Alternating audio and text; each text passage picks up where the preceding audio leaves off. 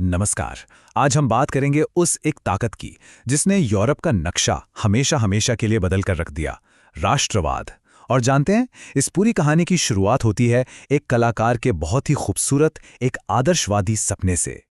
जरा सोचिए, एक ऐसी दुनिया जहां सरहदें महलों में बैठे राजा तय नहीं करते, बल्कि वो लोगों के दिलों से होकर गुजरती हैं। 19वीं सदी में बस इसी एक सवाल ने, इसी एक क्रांतिकारी विचार ने पूरे यूरोप में हलचल मचा दी थी। 1848 में एक फ्रांसीसी कलाकार थे, फ्रेडरिक सोर्यू। उन्होंने अपनी पेंटिंग्स में एक ऐसी ही दुनिया दिखाई जहां अलग अलग देशों के लोग एक साथ शांति से आगे बढ़ रहे थे। ये उस जमाने की हकीकत से बिल्कुल उल्टा था, जहां बड़े बड़े साम्राज्य थे और लोगों की पहचान सिर्फ उनके राजा से होती थी। लेकिन ये सिर्फ कोई हवाई सपना नहीं था, इसके पीछे एक बहुत गहरी सोच थी। फ्रांसीसी दार्शनिक अर्नेस्ट रेनान ने कहा कि कोई भी देश किसी एक नस्ल, भाषा या धर्म से नहीं बनता। उन्होंने ऐसे एक डेली प्लेबिसाइट कहा, यानी एक रोजाना होने वाला जनमत संग्रह। मतलब ये कि एक राष्ट्र कोई पत्थर की लकीर नहीं है, ये तो हर रोज, हर पल लोगों का एक साथ मिलकर लिया गया फैसला है, एक साथ रहने का, एक साझा इतिहास और एक साझा भविष्य बनाने का। तो फिर इन सारे राष्ट्रवादी आंदोलनों का असली मकसद क्या था? उनका आखिरी लक्ष्य था एक राष्ट्र राज्य बनाना। अब ये सिर्फ जमीन का एक टुकड़ा नहीं था, बल्कि ये एक ऐसा घर था जहां रहने वाले लोगों को ये महसूस हो कि वो सब एक हैं, उनकी कहानी एक है और उनकी मंजिल भी एक है। और इसी एक विचार के लिए लोग लड़ने और यहां तक कि मरने के लिए भी तैयार थे। तो सवाल उठता है कि इस आग की पहली चिंगारी कहां से उठी? जवाब है, एक घटना, एक देश, एक साल, 1789 की फ्रांसीसी क्रांति। और देखिए, ये सिर्फ खोखले नारे नहीं थे। फ्रांसीसी क्रांतिकारियों ने इस नए राष्ट्र के आइडिया को हकीकत बनाने के लिए बहुत ठोस कदम उठाए। सबसे पहले तो सत्ता राजा के हाथ से छीनकर आम लोगों यानी नागरिकों के हाथ में आ गई। फिर पितृभूमि और नागरिक जैसे नए विचार सामने आए। देश का एक नया तिरंगा झंडा बनाया गया और सबसे जरूरी बात, पूरे देश में सबके लिए एक जैसे कानून लागू किए गए। इसने पहली बार लोगों को यह एहसास दिलाया कि वो किसी राजा की प्रजा नहीं, बल्कि एक राष्ट्र के सम्मानित नागरिक हैं। और फिर एंट्री होती है नेपोलियन की। उसने यूरोप में एक बहुत ही दिलचस्प, एक डबल रोल निभाया। एक तरफ जहां जहां उसकी सेनाएं गईं, वहां उसने क्रांति के नए और आधुनिक विचार फैलाए, जैसे एक अच्छा एडमिनिस्ट्रेशन, सबके लिए बराबर कानून। लेकिन दूसरी तरफ उसने उन इलाकों पर फ्रांस का कब्जा भी थोप दिया। अब हुआ ये कि उसके इस कब्जे की वजह से वहां के लोगों में अपने खुद के राष्ट्र को लेकर भावना और भी मजबूत हो गई। तो विडंबना देखिए, नेपोलियन ने अनजाने में ही राष्ट्रवाद की इस आग को और हवा दे दी। तो इसके बाद का जो दौर था ना, वो था विचारों की एक जबरदस्त लड़ाई का। पूरा का पूरा यूरोप एक वैचारिक कुरुक्षेत्र बन गया था, जहां पुरानी दुनिया और नई सोच के बीच एक जंग छिड़ी हुई थी। ये एक लगातार चलने वाली रस्साकशी थी।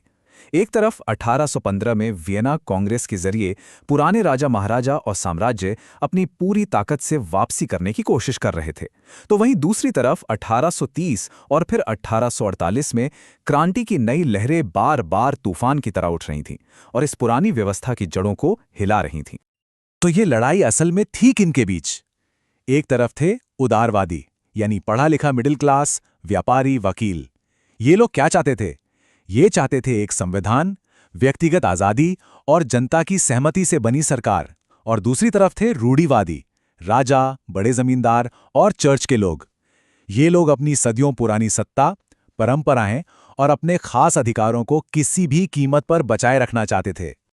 ऑस्ट्रिया के चांसलर थे मेटरनिच। उनका यह मशहूर कोट, जब फ्रांस चीखता है तो बाकी यूरोप को सर्दी लग जाती है, रूढ़िवादियों के इसी डर को दिखाता है।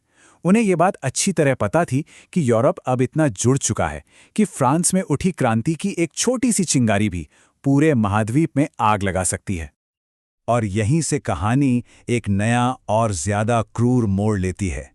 अब तक जो बातें आदर्शों और सपनों की हो रही थीं, वो खत्म होने वाली थीं। अब राष्ट्र बनाने के लिए सिर्फ बातों से काम नहीं चलने वाला था, अब बारी थी रक्त और लोहे की। जर्मनी इसका सबसे बड़ा उदाहरण है।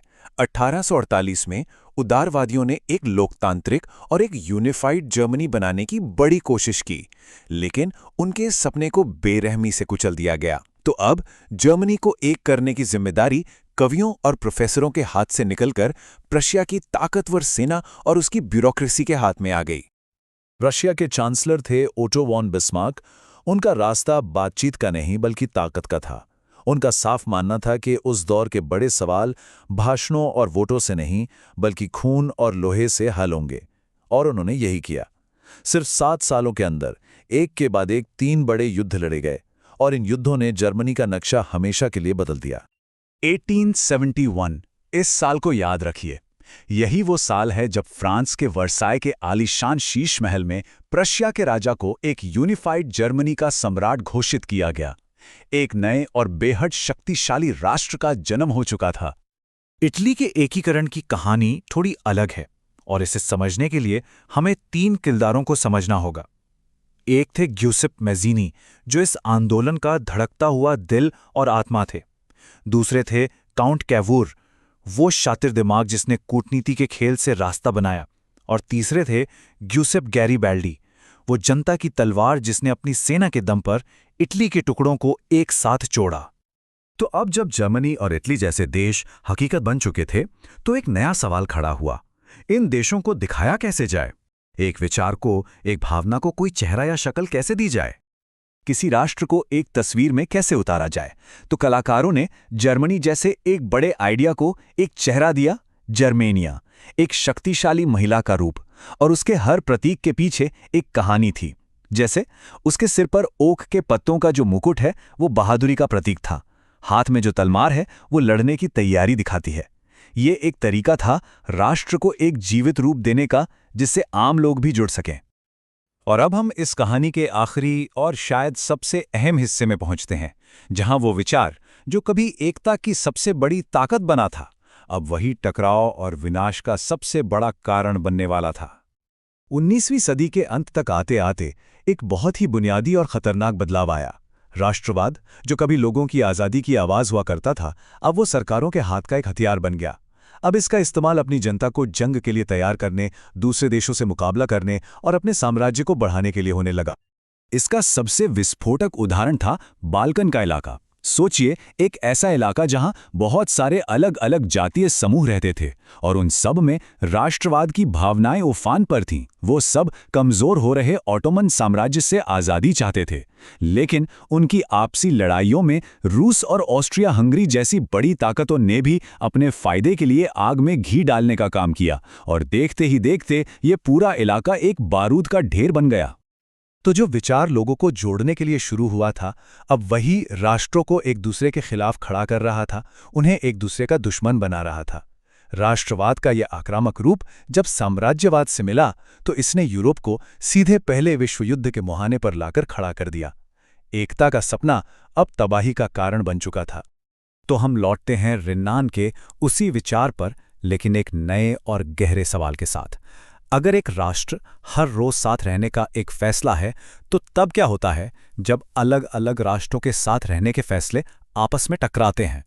एक राष्ट्र बनाने की इच्छा जितनी ताकतवर होती है, उतनी ही विनाशकारी भी हो सकती है। और ये एक ऐसा सवाल है जिसका जवाब आज भी तलाशा जा रहा है, एक ऐसी दुनिया में जो अब भी खून और लोहे से खींची गई लकीरों में बटी हुई है।